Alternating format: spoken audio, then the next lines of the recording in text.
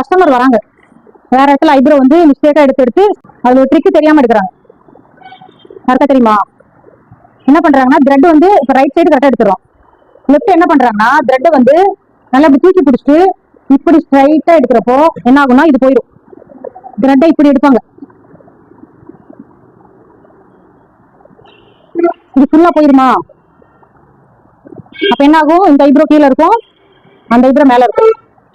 அப்ப நம்ம எடுக்கிறப்ப எப்படி எடுக்கணும்னா இப்படி ஸ்ட்ரைட்டா எடுக்கக்கூடாது, இப்படி கையை பெண்ட் பண்ணிக்கணும். இந்த பொசிஷன்ல தான் எடுக்கணும்,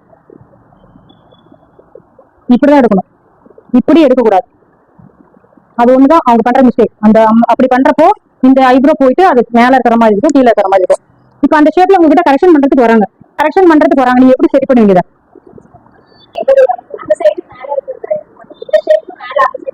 இந்த சைடு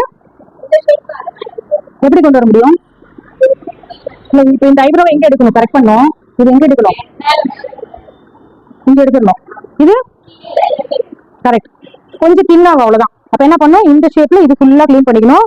இந்த ஷேப்ல இப்படி பண்றப்போ உங்களுக்கு வந்து இது ரெண்டும் ஈக்குவல் ஆயிடும். கொஞ்சம் தின்னாகும், அவ்வளவுதான். ஆனா ஷேப் வந்து கரெக்டா பண்ணிடலாம். ஈக்குவல் ஆயிடுச்சா? ஓகேவா?